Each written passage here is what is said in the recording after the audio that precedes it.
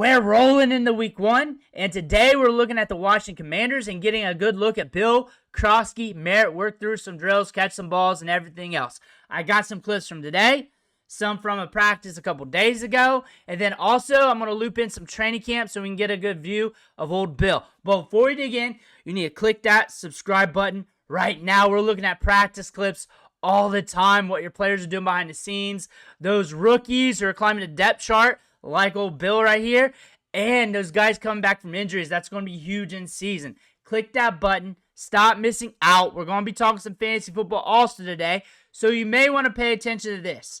So we got 3 minutes and 45 seconds. I think we got about a minute of clips from today and a good bit from the other day as well. He switched his number to 22. He was previously 32. That's something to note.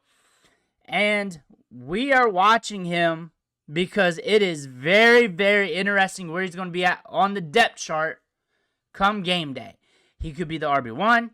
Unofficial depth chart has him as the RB4, but it is the unofficial depth chart for a reason. There he is, catching some balls. Here's a close-up of him working through a drill. There he is.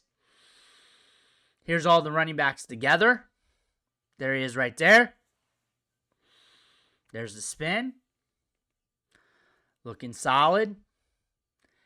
So one thing the beat writers noticed or noted is that they're probably going to dress 3 of the 4 running backs. Or the question is, will they dress 4 running backs? That is the big question when it comes to Sunday's game. He's listed as 4th on the unofficial depth chart, but it's unofficial. Are we going to catch different news as we roll into Saturday and Sunday on Croskey-Merritt, which could potentially happen?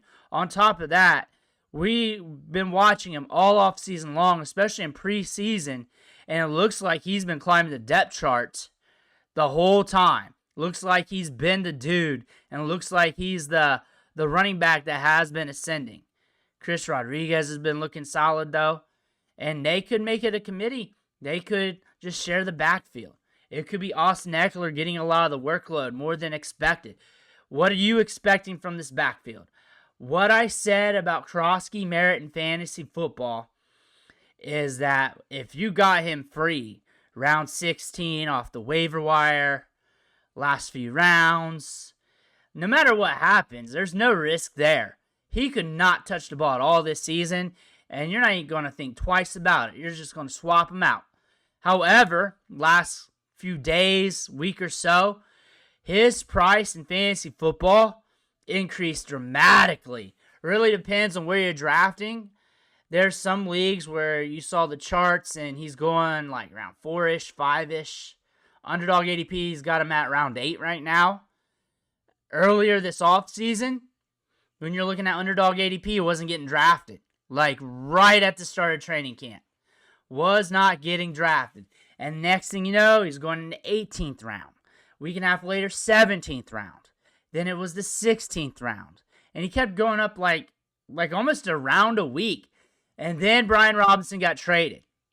He jumped it. So the thing is, if you paid up for him over the weekend, round 4, round 5, round 6, and then you got queasy when you saw him listed RB4 on the unofficial depth chart, one of my rules is, if you catch easy FOMO, or you can't be patient with a rookie and you pay that kind of draft capital for that rookie, you don't deserve to be drafting rookies there. Just don't do it ever again. If you're one of those managers who dropped Devin Achane during his rookie season, weeks 1 and 2 before he blew up week 3, because I caught a lot of those asking me about that and I tried to tell you to hold on, then you do not need to be drafting rookies. You just need to go with the vets. Make it a hard rule. You wait till round 12 plus before you start looking at rookies. Because you're just going to cut them. A lot of them, most of them need time to ramp up. Coaches can be crusty and very fickle with their touches starting off with a rookie too. That rookie could be good, and he's still getting like 10 opportunities in a game while the veteran's still getting touches. That's just how it is sometimes. You got to understand that. And sometimes it's game script and all other things. We got to wait till Sunday. But if I caught him late off the waiver wire, round 16, round 15, 14, whatever. I don't care. I'm waiting to see what happens because we saw this during preseason. We saw this during training camp. If you paid up round 4, round 5, round 6, that's on you. That's on you. That's expensive. That's an expensive jump. I told you the risk increases with the rounds. The higher he goes, the more risk there is. Before, there was no risk. Before, there was none. None at all. I did a battle video the other day, Ollie Gordon versus Croskey-Merritt. And I think you guys got to understand that this is a very deep and talented draft class. Probably one of the most talented running back classes of all time. We're going to see a lot of Croskey-Merritts in this year's class. We're just going to see it. It's going to be off and on throughout the season. We're going to see late round rookies, unheard of rookies. If you haven't been paying attention to the draft, just come out of nowhere, out of this running back class, kind of like a Croskey-Merritt, and you're going to be like, whoa, and you got to rush to him, or you're going to see him on Sunday. We've been stashing a lot of these guys. I've been talking about them left and right. There's a lot of talent in this draft class. What I like about Croskey-Merritt, and it's been put on notice, it's been put on wax just about everywhere. The vision, the feet, very slick running back prospect, good contact balance. We see it on tape at the NFL level so far in preseason. We saw it in New Mexico. We saw it, and he is a solid back. You get him in the second level, he can scoot. This is a running back prospect that could be making waves here with the Washington Commanders. And the thing is, they're just trying to be cryptic right now. They don't have anything really listed. Obviously, Austin Eckler is going to be the veteran in the room. Obviously, he's going to be out there getting touches. It could be a committee. They may just want to roll the hot hand. But you're seeing Croskey-Merritt. Everybody's excited about him.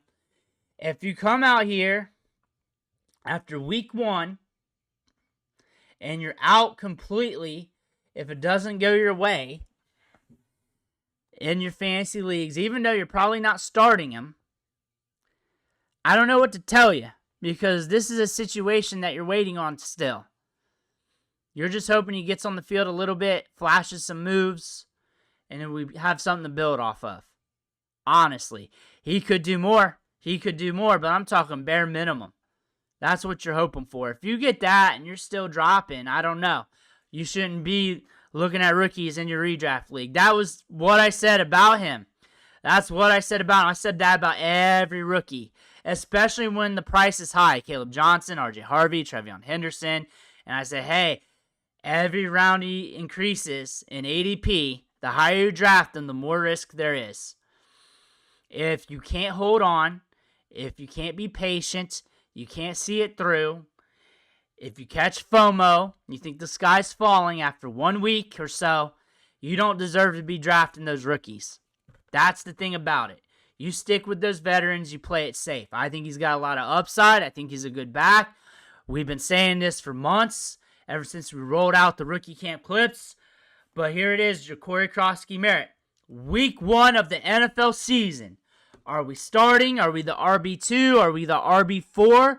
Like the unofficial depth chart says.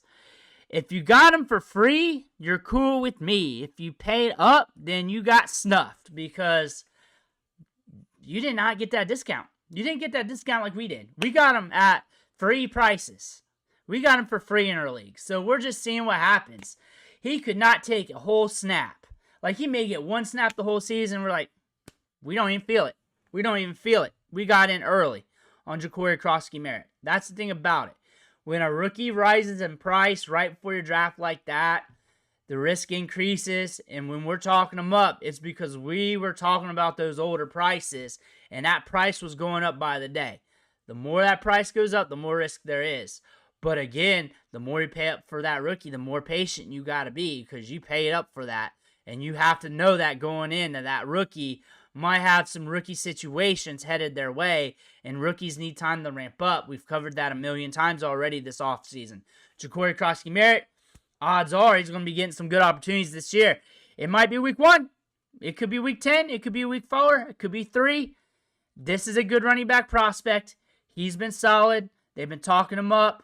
They've been saying good things about him this whole time. I doubt he's falling off a cliff right now.